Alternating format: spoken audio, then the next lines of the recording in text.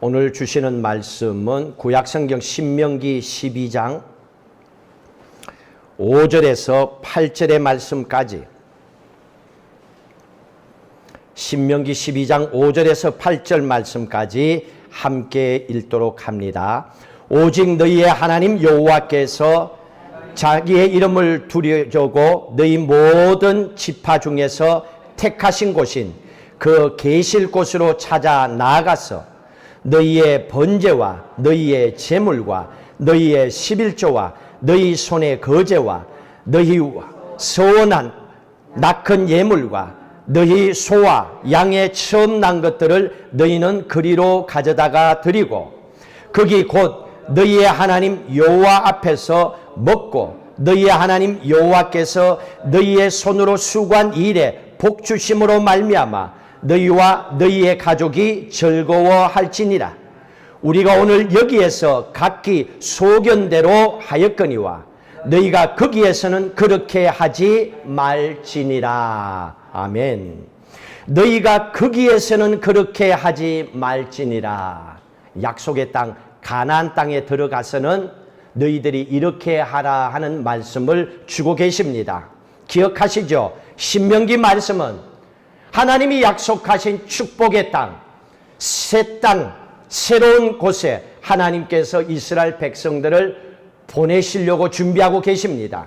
그리고 그 백성들에게 나이가 120세나 된 모세를 통하여서 마지막 하나님의 귀한 말씀을 전해주면서 너희들은 새로운 곳에 가서 새로운 인생을 이렇게 살면서 하나님의 축복을 받아 누리고 살아라 하고 주신 말씀이 신명기의 말씀입니다.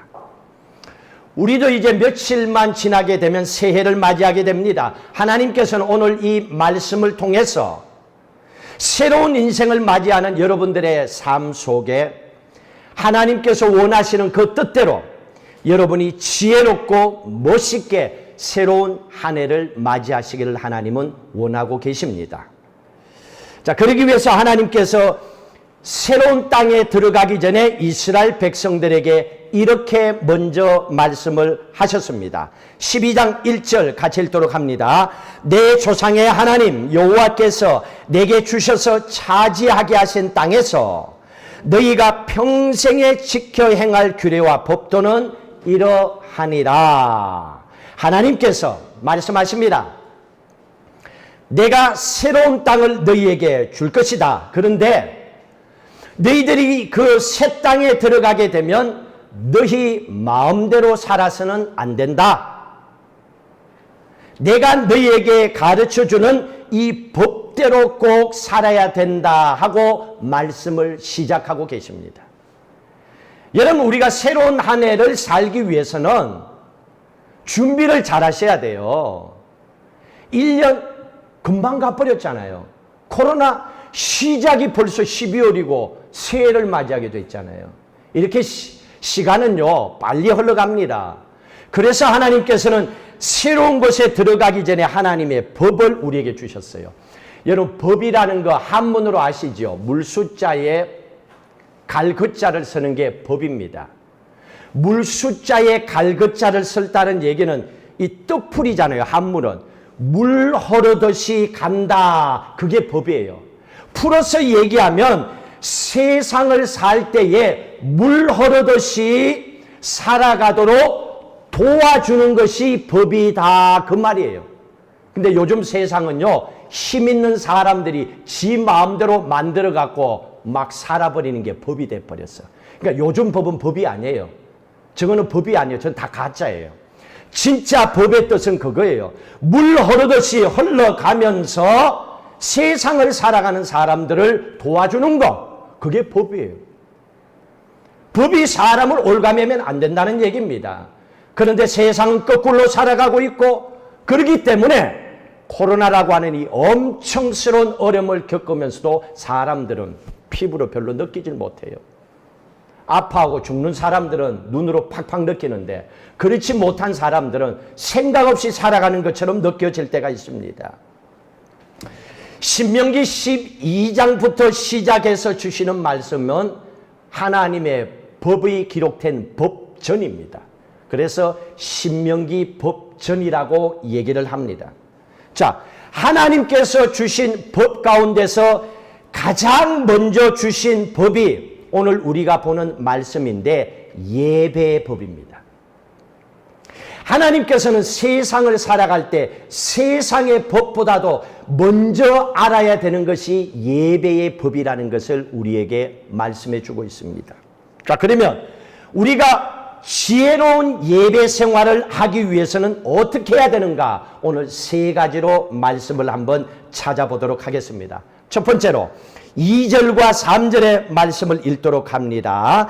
너희가 쫓아낼 민족들이 그들의 신들을 섬기는 곳은 높은 산이든지 작은 산이든지 푸른 나무 아래든지를 막론하고 그 모든 곳을 너희가 마땅히 파멸하며 그 제단을 헐며 주상을 깨뜨리며 아세라상을 불사르고 또 그 조각한 신상들을 찍어 그 이름을 그곳에서 멸하라, 우상을 멸하라고 얘기합니다.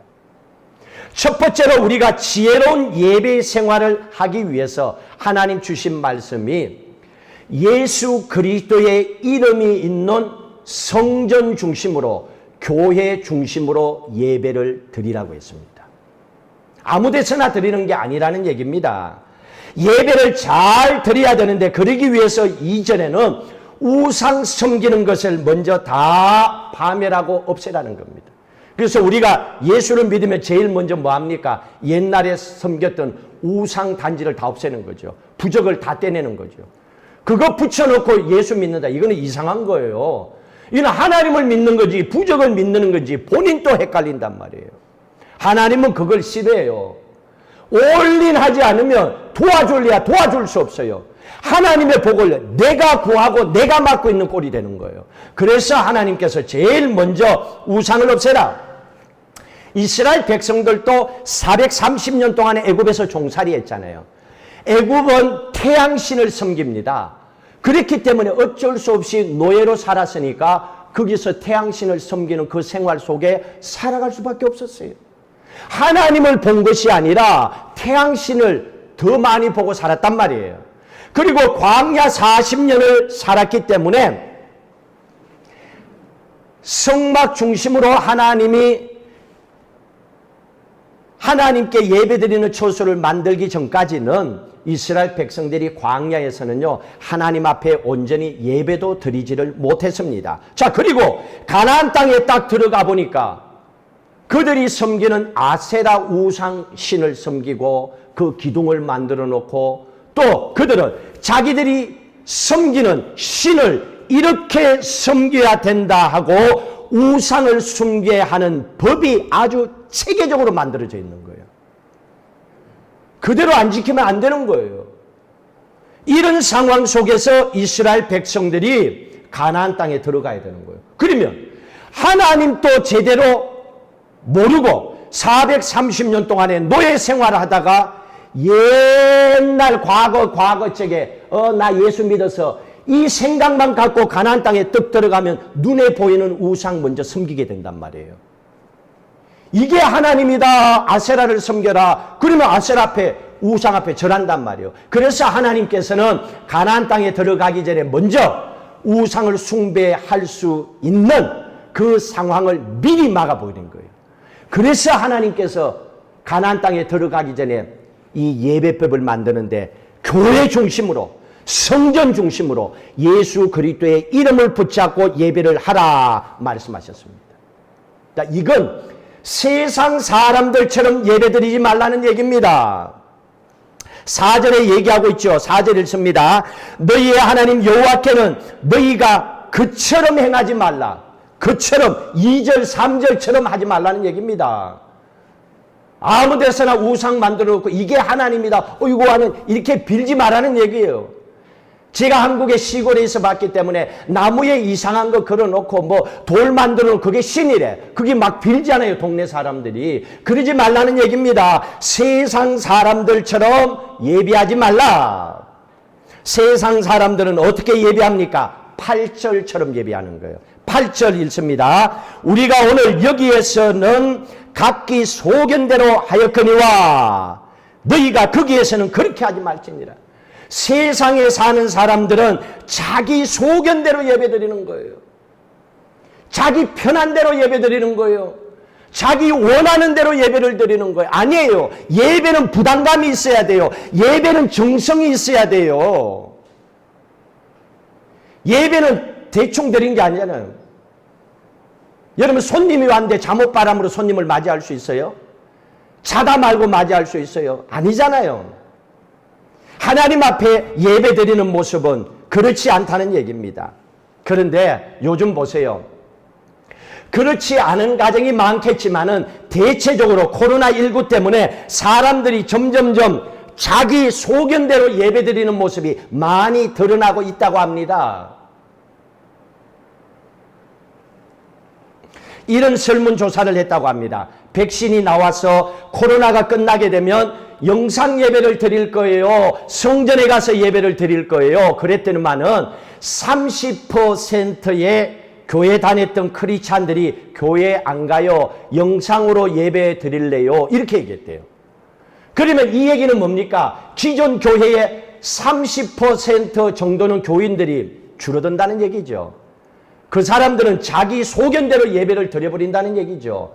꼭 교회 갈 거 뭐 있냐? 집에서도 예배 드렸는데 라고 얘기하는 거예요. 이런 상황이 벌어진다. 그래서 하나님께서는 이런 모든 상황을 알고 계시기 때문에 하나님께서 이스라엘 백성들에게 미리 강조하고 있습니다. 너희들의 소견대로 예배드리면 안 된다. 예배는 하나님이 기뻐 받으시는 예배를 드려야 된다. 그걸 미리 가르쳐 주시는 거예요. 여러분, 예배는 내가 편하기 위해서 드리는 게 아니에요. 하나님을 기쁘시게 하기 위해서. 그러면 어떻게 하면 하나님이 기뻐하실까? 그걸 찾아서 애쓰고 몸부림치는 거. 그게 예배예요. 그래서 예배는 정해진 곳이 있어야 돼요. 5절 그랬죠. 아무 데서나 예배드리지 말라 그랬습니다. 어디에서 예배드리라는 거예요? 5절에 있습니다. 오직 너희 하나님 여호와께서 자기의 이름을 두시려고 너희 모든 지파 중에서 택하신 곳인 그 계실 곳을 찾아 나아가서 예배드리라. 이게 성전이죠. 이게 교회잖아요. 자기의 이름을 두시려고 세우신 곳. 다시 말하면 교회는 하나님의 이름이 있는 곳이라는 얘기입니다. 하나님이 택하신 곳에, 택하신 곳, 히브리어로 마콤입니다.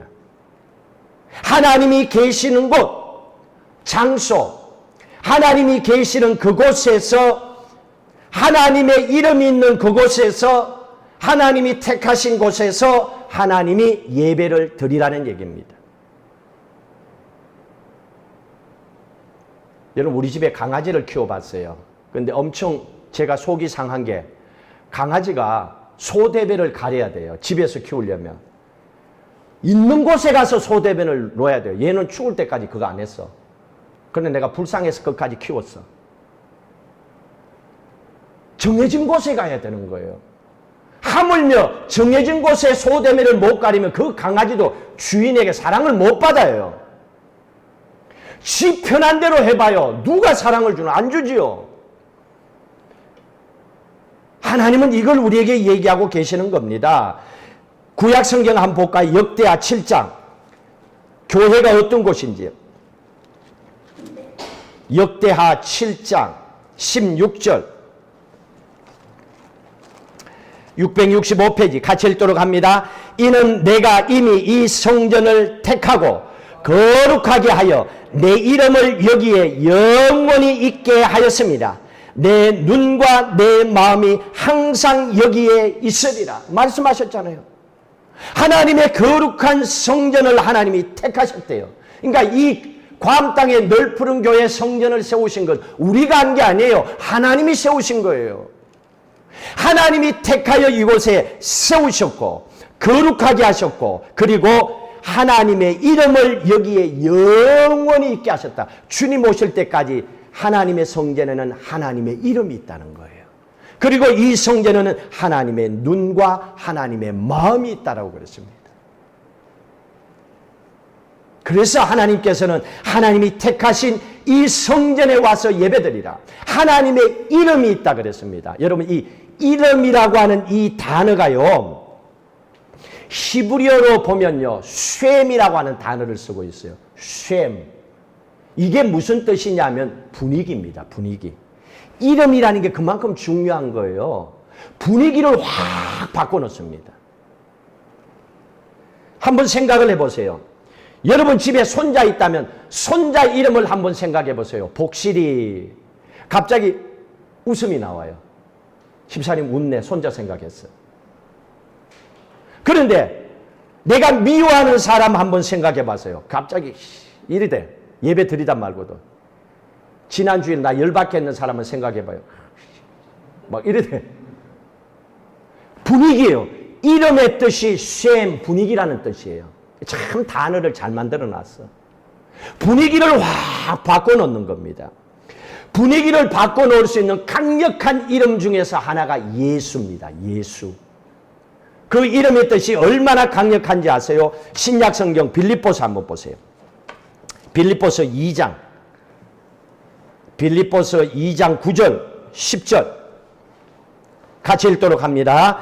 이러므로 하나님이 그를 지극히 높여 모든 이름 위에 뛰어난 이름을 주사. 예수 이름이 얼마나 능력 있는가 보세요. 10절 읽습니다. 하늘에 있는 자들과 땅에 있는 자들과 땅 아래에 있는 자들로 모든 무릎을 예수의 이름 앞에 꿇게 하시고.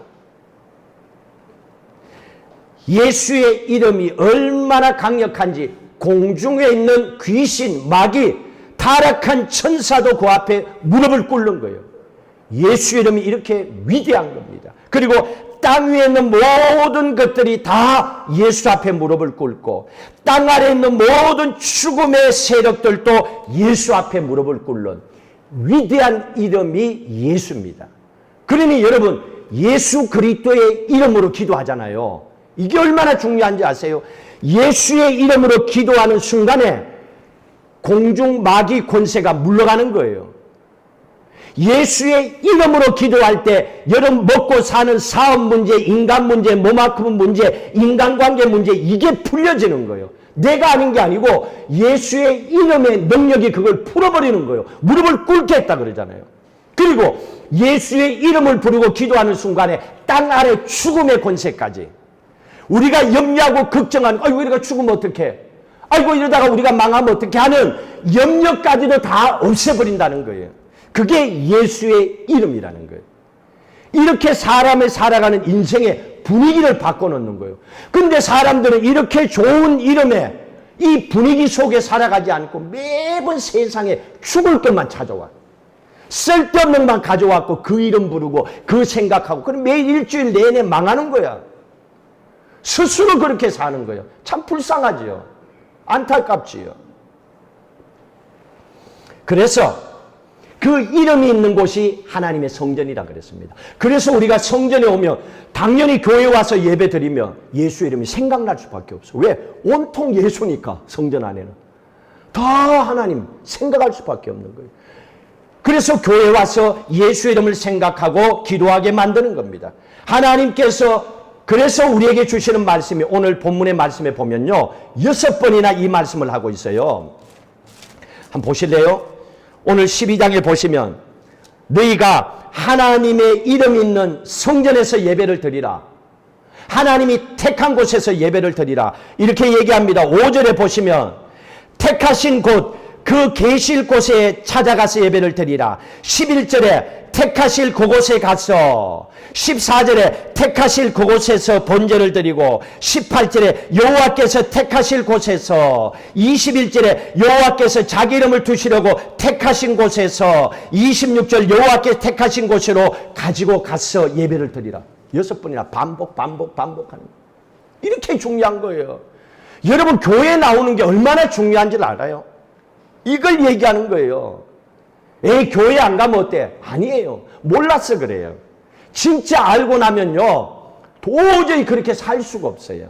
하나님께서 그걸 우리에게 얘기해 주고 있잖아요. 지금 우리처럼 코로나19로 불가사의한 인간의 힘으로 어떻게 할 수 없는 이 어쩔 수 없는 상황 속에는 인터넷 예배를 드릴 수밖에 없죠. 그러나 기억하십시오. 이것도 잠시입니다. 또 다른 세상으로 바뀌어집니다. 이제 백신 주사를 맞죠. 조금 있으면 치료제도 나오죠. 코로나는 역사 속에 묻혀집니다. 또 다른 세상을 살아가게 됩니다.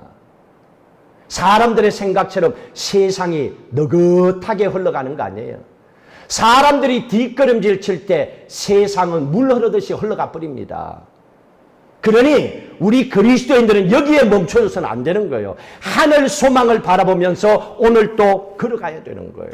하나님은 그걸 우리에게 말씀해 주고 계시는 겁니다. 그래서 하나님의 교회는 예전에도 지금에도 앞으로도 영원히 있는 것이 하나님의 교회입니다. 그래서 하나님께서 제일 먼저 주시는 말씀이 예수 그리스도의 이름이 있는 거룩한 성전, 하나님이 택하신 곳, 하나님의 교회 중심으로 예배 생활을 하는 지혜로운 하나님의 자녀가 되어야 된다 하고 말씀을 해주셨습니다. 자, 두 번째로는 12장 6절의 말씀입니다. 하나님께서 지혜로운 예배 생활을 하기 위해서는 너희가 하나님 앞에 정성껏 예물을 드리라고 했습니다. 하나님이 말씀하시는 예물은 세상이 얘기하는 것과는 완전히 다릅니다. 한번 6절 말씀 읽습니다. 너희의 번제와 너희의 제물과 너희의 11조와 너희 손의 거제와 너희의 서원제와 낙헌 예물과 너희 소와 양의 처음 난 것들을 너희는 그리로 가져다가 드리고, 레위기서에 보면 이 제사 방법이 다 나왔습니다. 제사, 지금은 예배입니다. 하나님 앞에 예배를 드리되 예물을 드리라고 그랬습니다. 자, 이스라엘 백성들이 들어가는 가나안 땅에 7 족속이 살고 있었어요. 그런데 하나님 이들을 다 쫓아보내버렸습니다. 그리고 이스라엘 백성들을 그 땅에 살게 하셨습니다. 왜 그럴까요? 31절 말씀을 보십시오. 12장 31절. 이게 참 중요한 이유였습니다. 31절 있습니다. 내 하나님 여호와께는 내가 그와 같이 행하지 못할 것이라. 그들은 여호와께서 끓이시며 가증히 여기시는 일을 그들의 신들에게 행하여 심지어 자기들의 자녀를 불살라 그들의 신들에게 드렸느니라. 이게 우상이에요. 우상을 섬기는 사람들이 이랬던 거예요. 그래서 하나님께서 가나안 원주민들 7 족속을 쫓아보낸 거예요. 보세요. 너희들은 그들과 같이 하지 마라. 그러면 너희들도 큰일 난다. 그러면 사실 하나님께서 끓이시는 거, 하나님께서 원치 않는 거, 가증한 일을 하지 마라. 이들이 한 것은 자녀들을 불살라 가지고 신들에게 바친 거예요. 다시 말하면 내 자식을 잡아서 불태워서 제사를 드리지 않으면 신이 진노해갖고 우리를 죽인다. 그러면 우리 집안도 다 죽는다. 그래서 예물을 올려드린 것이 우상들이에요. 절간에 가서도 이렇게 하고 다른 종교는 이렇게 공포심을 줘서 헌금 안 하면 너 사업 망해, 헌금 안 하면 네 자식 죽어, 헌금 안 하면 네 자식 사업 망해, 막 이러는 거예요. 그러니까 반대로 잘 되려고 오래 살려고 안 망하려고 헌금하는 거예요. 그게 아니라는 거예요. 이게 예수 믿기 전에 우리의 생각 속에 자리 잡고 있으니까 헌금 그러면 그 생각이 나서 하나님이 원하는 마음을 놓쳐버리는 거예요. 한번 여러분 생각해 보세요. 심청전 알죠? 심청이가 아버지 살리기 위해서 인랑수 물에 뛰어드는데 문제는 뭡니까? 왜 배사공들이 심청이를 샀어요? 파도가 진노하고 이걸 잔잔하게 해서 자기들이 잘 살기 위해서, 그래서 바다의 용황이 진노했으니까 이거를 어떻게 달래는 방법은 사람을 죽여야 된다 하고 제물로 바치잖아요. 그리고 그 돈을 치르잖아요. 이게 우상 숭배하는 거예요. 우상은 항상 예물을 두려움으로 줘서 하는 거예요. 이건 하나님이 원하는 게 아니라는 얘기입니다. 그래서 자식을 불살라 태우기도 했지만 그것만이 아니에요.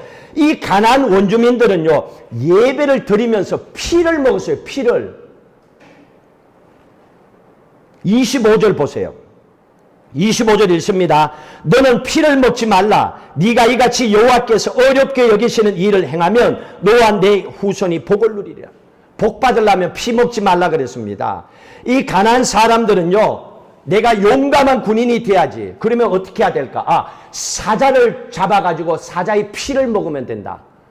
그러면 사자처럼 나도 용맹스러운 군인이 될 수 있다. 이러고 피를 마신 거예요. 노인들은 오래 살아야 되잖아요. 그러니까 오래 살기 위해 어떡하지? 장수하는 동물, 사슴. 그래서 사슴을 잡아가지고 그 피를 마신 거예요. 이런 짓을 한 거예요. 이게 우상들이에요. 그러니까 오래 살라고 돈을 달라는 대로 다 주는 거예요. 그리고 그 피를 마신다는 거예요. 이게 하나님께서 원하는 예물이 아니란 얘기입니다. 이 가나안 원주민들은 이런 미신, 또 이런 자기들 신에 대한 공포심에서 예물을 드리게 만든 거예요. 대다수 종교에 가보면요, 이게 다 숨어 있어요. 그래서 말 안 들으면 공포심을 던져버리는 거예요. 한국 교회도 많이 욕먹었죠. 이렇게 안 하면 안 된다. 너는 10억을 해야 된다. 너는 1억을 헌금해야 된다. 그러면 뭐 복 받는다. 이래갖고 옛날 목사들. 하나님께서 우리에게 예물을 요구하는 이유는 이거하고는 완전히 다릅니다. 한번 볼까요? 요한 1서 1장 3절. 요한 1서 1장 3절 387페이지 같이 읽도록 합니다. 우리가 보고 들은 바를 너희에게도 전함은 너희로 우리와 사귐이 있게 하려 함이니 우리의 사귐은 아버지와 그의 아들 예수 그리스도와 더불어 누립니다. 하나님은 우리가 이렇게 축복을 누리고 살기를 원해요. 그러기 위해서 뭐 한다 그랬습니까? 사귐을 원한다 그러는 거예요. 사귐. 그래서 하나님께서 우리에게 예물을 원하시는 것은 우리와 사귐을 원하는 거예요. 여러분 한번 보세요. 여러분 왜 열심히 돈 법니까? 물론 먹고 살기 위해서죠. 그리고 그 중에 또 하나는 자식들이 어려울 때는 내 돈을 좀 주고 싶었어. 이자 받아요? 그 생각하고 해요? 아무도 없잖아요. 왠 줄 아세요? 그만큼 친하니까. 혈연이야, 혈연. 피부치야. 집이라도 사줄 수 있어. 돈만 있으면. 아까운 게 없어요. 그럼 반대로 진짜 사랑하면 돈이 안 갈까요? 가요. 보기만 말 안 해도 해주고 싶잖아요. 근데 하물며 말하는데 안 해주겠어요? 여러분 자식들 공부해 나갈 때 여러분 체크 끊어줄 때마다 학비 낼 때마다 다 적어 놓습니까? 그리고 졸업하고 직장 갈 때 그거 다 내놓고 청구해서 받습니까? 안 하는 이유가 뭡니까? 그만큼까지 친밀하다는 얘기입니다. 혈연 관계라는 얘기입니다. 무엇 때문에? 그만큼 사귐이 깊기 때문에 보기만 해도 느끼는 거예요. 보기만 해도 알아. 뭐가 필요한지를 알아. 왜? 그만큼 깊이 사귀었기 때문에. 그 사귐 속에는 주고받는 게 있었어요. 돈을 투자해서 먹는 것도 했고 돈을 투자해서 옷도 사입히고 돈을 투자해서 공부도 시키고 물질이 간 거예요. 그만큼 친해지는 거예요. 그런데 이거 없이 그냥 볼 때만 보고 헤어지고 보고 헤어지고 이래봐요. 아무 그게 없어요. 그래서 부모의 마음에는요. 부모의 마음을 힘들게 했던 자식이 오히려 더 기억 남죠. 이게 사귐입니다. 이런 관계 속에서 주고받았기 때문에. 그래서 가끔 저도 이렇게 생각해 봐요. 돈 있는 사람들 자기 자식만 해주면 나도 집 한 채 사주지. 나도 집 한 채 사주면 얼마나 좋을까. 돈이 저렇게 남아도는데 돈이 남아도면서도 안 해줘 나한테는. 왜? 나하고 안 친하니까. 나하고 깊은 사귐이 없으니까 돈이 안 와. 근데요. 나하고 친하면 와요. 한국에서도. 여기 선교 왔다가 가신 분들 중에서는요. 어떤 분이 제가 매일 큐티하고 기도하고 이런단 말이에요. 몸이 아프셨어요. 저 부산에 계신 어느 한 집사님이 여자 집사님 메시지가 왔어요. 목사님 교회에 이렇게 헌금하고 싶어요. 내가 얘기도 안 했어요. 이 교회가 사랑하니까 그 매일매일 말씀을 나누면서 마음에 감동이 오니까 헌금을 했어요. 제가 지난주에 헌금을 올렸지요. 교회에. 온다니까요. 근데 그런 관계가 없으면 그냥 하이 이 정도로 끝나죠. 하나님은 더 깊이 관계를 가지기를 원하는 거예요. 근데요. 이런 깊은 관계 속에서 하나님은 서로 주고받는 관계까지 들어가게 되면 하나님은 그냥 안 둬요. 그 아이의 평생을, 그 사람의 평생을 하나님 책임져 주십니다. 물질이 주고받았거든요. 내가 못 먹을 때라도, 제 모친도 그랬어요. 제가 신학교 입학했을 때 먹을 것이 없었을 때 나 챙겨주려고 돈 1,000원, 2,000원이라도 챙겨주려고 어머님은 밭에 가서 일하면서 얼마 벌어오면서도 당신은 도시락 안 사가고 굶고 나는 먹을 거 줬어. 내가 이렇게 건너편으로 이렇게 봤어요. 그만큼 투자하거든요. 사랑하니까. 그만큼 아까운 게 없으니까 그런 거예요. 하나님은 이 사귐을 위해서 헌금의 예물을 얘기하는 거예요. 그래서 하나님 앞에 예물을 드린다는 것은 하나님을 사랑하는 마음을 드리는 거예요. 이게 없으면 안 드려도 괜찮아요. 왜 그래요? 하나님은 그걸 우리에게 가르쳐주고 있는 거예요. 그래서 우리가 지난번에도 추수감사 예배를 드리면서도 힘에 넘치도록 하나님께 드린 거, 코로나19로 경제적으로 어렵고 힘든 가운데 있었지만은 우리는 한 해 동안에 지켜주신 하나님께 감사하면서 우리의 형편에 따라서 감사하는 마음을 담아서 하나님께 예물을 드렸잖아요. 이스라엘 백성들은요, 레위기 보시면 속죄제, 속건제라고 하는 예배가 있습니다. 그거는 우리가 하나님 앞에 내가 죄 지은 게 있다라고 생각하면 죄 때문에 하나님과의 관계가 멀어진다. 이러면 안 되지 하고 속건제물, 속건예물, 속죄예물을 가져와서 하나님 앞에 올려드립니다. 그리고 하나님과의 사귐의 관계를 회복시킵니다. 이게 예배였습니다. 속죄제, 속건 예배였습니다. 거기에 따르는 예배를 드리는 거예요. 그래서 우리가 어때요? 부모님 생신 때 감사하는 마음으로 생신을 챙겨드리잖아요.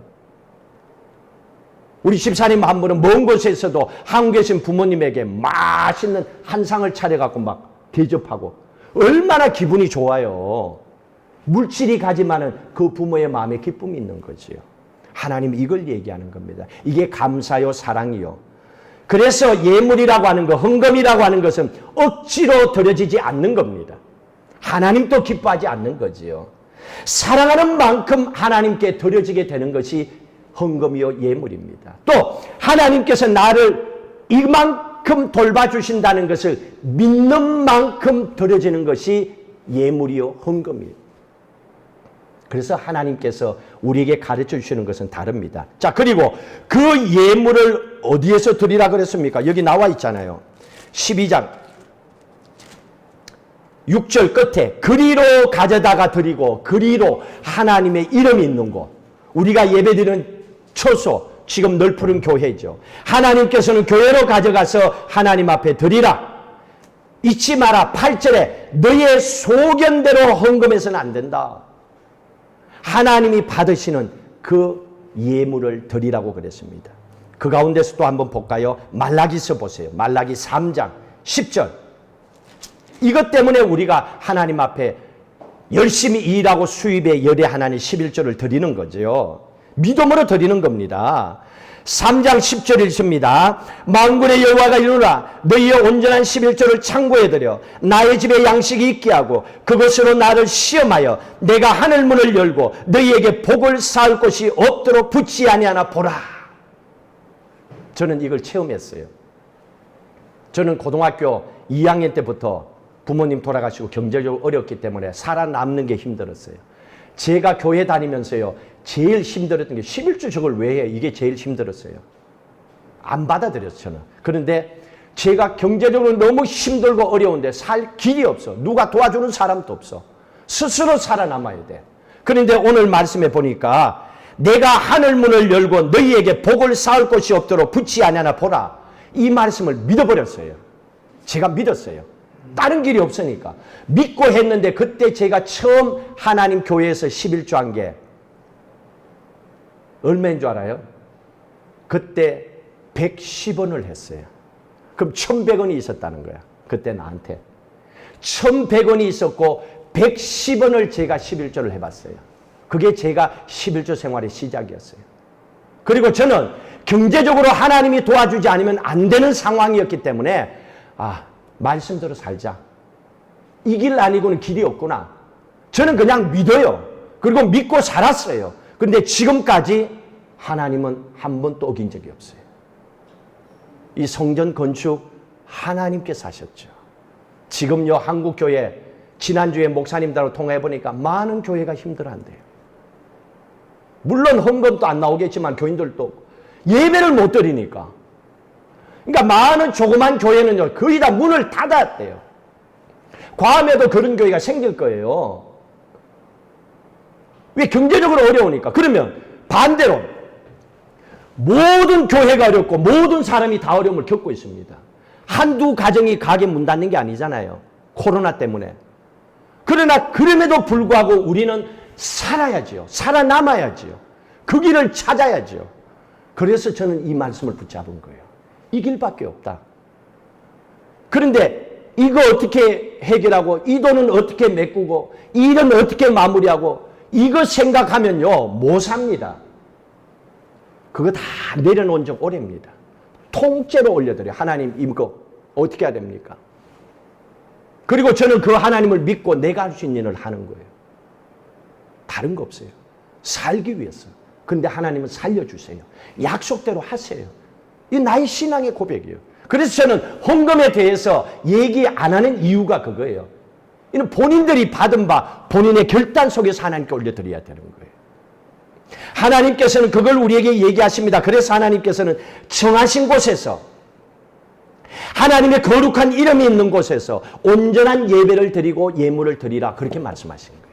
자, 마지막으로 하나 더 우리가 보셔야 되는 것이 우리가 지혜로운 예배 생활을 하기 위해서는 마지막으로 이걸 잘 하셔야 됩니다. 신명기 12장 7절 신명기 12장 7절 같이 읽도록 합니다. 거기 곧 너희의 하나님 여호와의 앞에서 먹고 너희 하나님 여호와께서 너희의 손으로 수고한 일에 복주심으로 말미암아 너희와 너희의 가족이 즐거워할지니라. 하나님의 축복을 받고 하나님의 복으로 말미암아 그랬습니다. 하나님께 복을 받아야 돼요.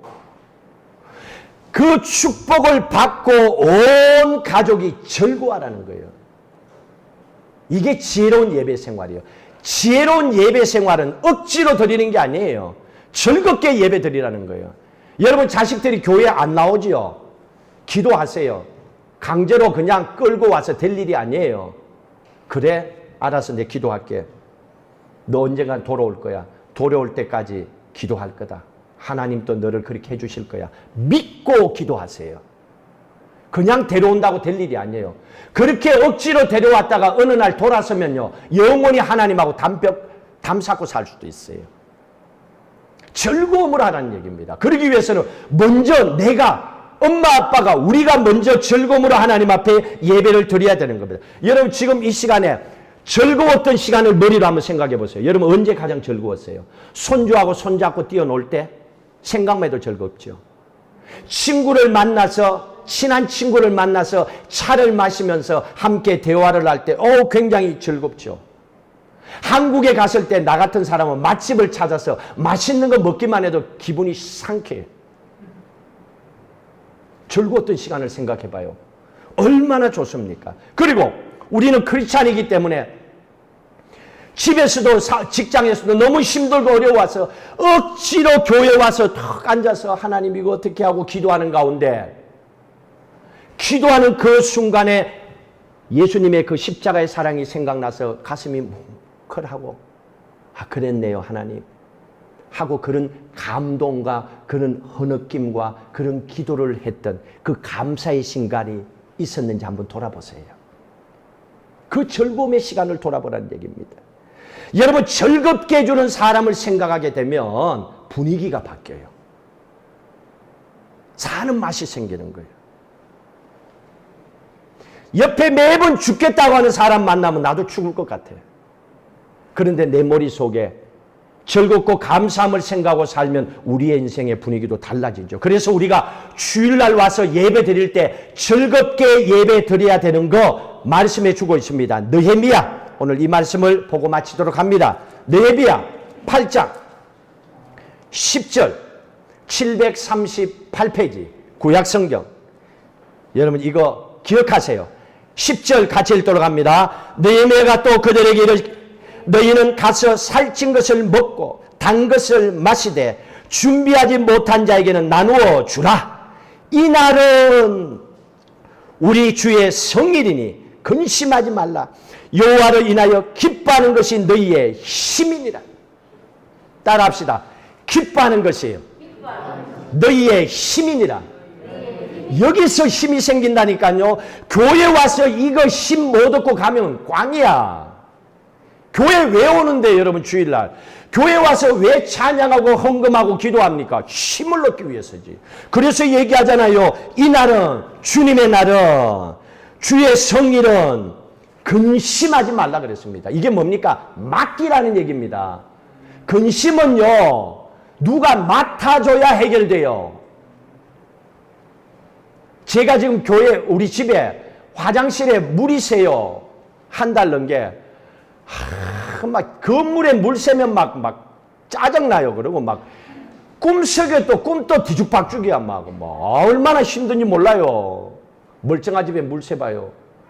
그런데다가 저기 또 선교센터 뒤에 또 저거 세탁장에 비 모으면 여기에 쪼거가지고 막 나뭇잎 하나만 들어가도 그 세탁장 안으로 물이 올라와요. 막 생각만 해도 머리가 복잡해. 막 지진이 여기 자주 일어나잖아요. 선교센터 방에 가니까 세면보드를 해놨는데 지진이 비벼가지고 이게 올라와서 막 쫙 거미가 있어.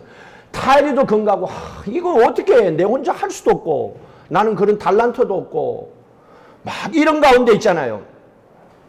그런데 하나님께서 우리 집사님들을 붙이고 또 젊은 우리 영찬 형제를 붙여가지고 저 영찬 형제가 와가지고 도와주니까 저게 알 것 같은 거야.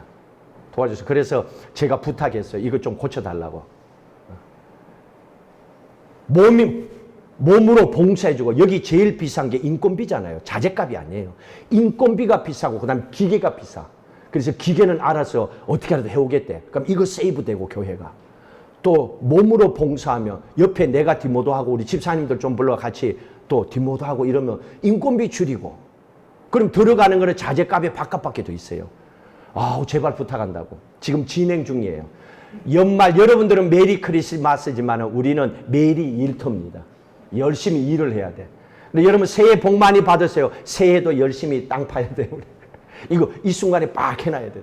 얼마나 감사해요. 이게 하나님의 주신 은사대로 기뻐하고 즐거워하고 일하는 겁니다. 하나님께서 근심하지 말래요. 맡기래요. 그래서 영찬 형제가 나보고 그래서 목사님 기도를 열심히 하는가 봐요. 어떻게 기도하면 하나님 이렇게 들어줘서 이것도 하고 저것도 할 수 있는 사람을 척척척 붙여주시냐고. 야 나는 할 게 그거밖에 없다. 내가 할 수 있는 게 없으니까. 이게 뭡니까? 근심할 일을 근심 안 하고 맡긴다는 거예요. 여러분 주일날 예배 왔지요? 맡기세요 하나님 앞에. 지금 뭐가 걱정이 돼요? 걱정되는 거 안고 머릿속에 넣고 그리고 가지 말라는 얘기예요. 근심하지 말라. 하나님께 맡기라. 왜? 여호와로 인하여 기뻐하는 것이 즐거워하는 것이 너희의 힘이라 그랬어요. 이 힘을 얻고 가야 돼요. 그럼 힘은 어디서 생깁니까? 즐거워야 되는 거예요. 여러분 즐거워한다. 즐거움의 이 헬라어의 단어의 뜻이 뭔 줄 알아요? 카리스입니다. 아주 재밌어요. 즐거움 카리스인데 카리스 말의 뜻이 뭐냐면 카리스마입니다. 은사, 달란트입니다. 하나님이 즐거워하라 그랬어요. 그러면 하나님께서는 여러분들 각자에게 즐거워하는 걸 다 줬어요. 즐거워하는 거. 은사를 준 거예요. 카리스마를 다 준 거예요. 어떤 사람은 노래를 잘하는 은사를 받아서 노래만 부르면 즐거워. 어떤 사람은요 열심히 남을 도우면서 봉사하면서 즐거워요. 어떤 사람은 밥하면서 요리하면서 즐거워해요. 하나님 각자 은사를 다 준 거예요. 어떤 분은 반주하면서 즐거워하고. 이게 하나님의 은사입니다. 이게 카리스마 즐거움이요. 하나님께서는 여러분 각자에게 주신 은사를 가지고 교회를 즐겁게 만들라. 여러분 가정을 즐겁게 만들라. 그리고 그게 힘이 돼야 된다는 거예요. 그러니까 여러분들은 다 그 힘을 얻었어요. 하나님의 은사가 다 있는 거예요. 여러분 잘하는 거 있잖아. 그걸 하세요. 니나노 닐리리야 노래 좋아하면 부르는 거예요. 그냥 뭐 부르면서 신나게 즐겁게 힘을 얻는 거예요. 그리고 그냥 가만히 있으면 안 되는 사람은 움직이는 거예요. 하나님은 우리 각자에게 이 은사를 주셔서 이걸 가지고 즐거워하는 교회, 행복한 우리 집, 만들어가라는 얘기입니다. 근심되는 문제는 하나님께 맡기라는 얘기입니다. 너에게 필요한 것은 근심하는 것이 아니고 힘을 얻는다는 거예요. 너는 힘을 얻어서 세상을 살아가라. 그 길은 즐거워하는 길밖에 없다. 하나님이 원하시는 지혜로운 예배 생활은 즐겁게 예배드리는 거다. 그건 네가 가진 은사로 찬양하고 기도하고 봉사하고, 어떤 사람은 요리 잘하는 사람은요, 요리를 해와서 함께 교인들과 음식을 나누고, 그거예요. 다 각자 은사대로 이렇게 하라는 얘기입니다. 오늘 귀한 말씀을 기억하시고 이 모든 것을 하나님은 이 교회를 통하여 우리에게 축복의 선물로 주셨습니다. 여러분, 앞으로 여러분의 삶이 지혜로운 예배 생활 하셔서 하나님의 약속하신 귀한 기쁨의 축복 늘 즐기며 살아가시기를 주의 이름으로 축복합니다.